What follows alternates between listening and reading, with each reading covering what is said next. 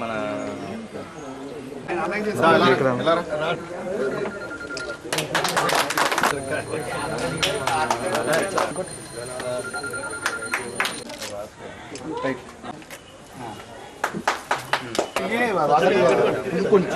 ఫోటోలు ఉండాలి.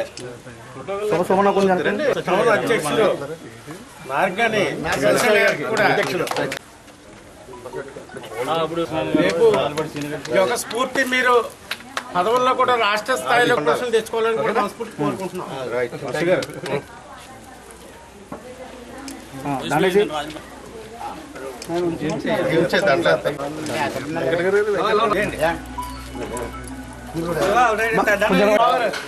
మరి మీకు మార్గాని సత్యనారాయణ గారిని ఉపాధ్యక్షులుగా, ప్రధాన కార్యదర్శిగా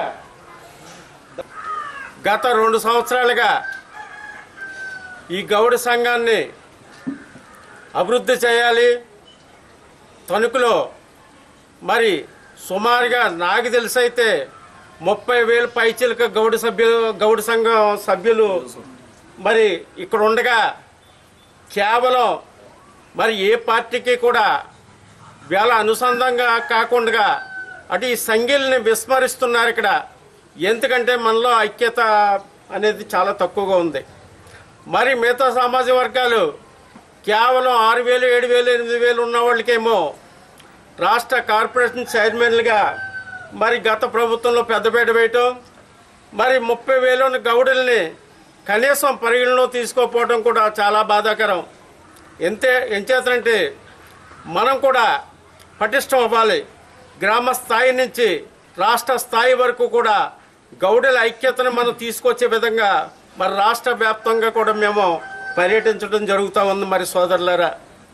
అంతేకాకుండా మరి మనం ఒక జెండా, ఒక ఎజెండా, ఒక కార్యక్రమం రూపొందించి మరి గత ప్రభుత్వంలో మన చాలా తీవ్రమైన అన్యాయం జరిగినప్పుడు మరి స్పందించి మొట్టమొదటిగా మేము ఏలూరులో ఒక మీటింగ్ పెట్టడం జరిగింది.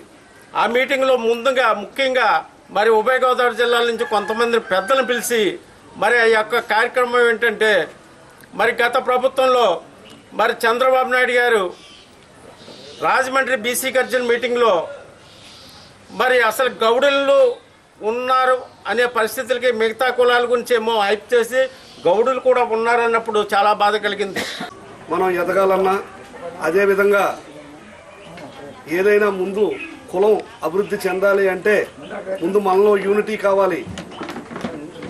వీరబాబు గారు అన్నట్టు మనం ఇవాళే కాదు, ఇంతకుముందు ఎప్పుడు మీటింగులు పెట్టినా కూడా మన గ్యాదరేషన్ అనేది అయితే మాత్రం 100% ప్రాబ్లం ఉంది.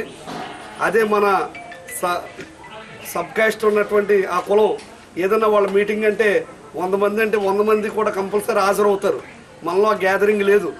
అది ఎవరి వల్ల అవనవండి, నా వల్ల అవనవండి, లేదంటే వేరే వాళ్ళ వల్ల అవనవండి, ప్రతి ఒక్కళ్ళు ఎప్పుడు కమిటీ చేసినా మనం వనభోజనాలు పెట్టినా ఏది పెట్టినా మిగతా మన సబ్ కాస్ట్ చేసినంత ఇదిగా మనం గ్యాదరింగ్ చేయలేకపోతున్నాం అంతే.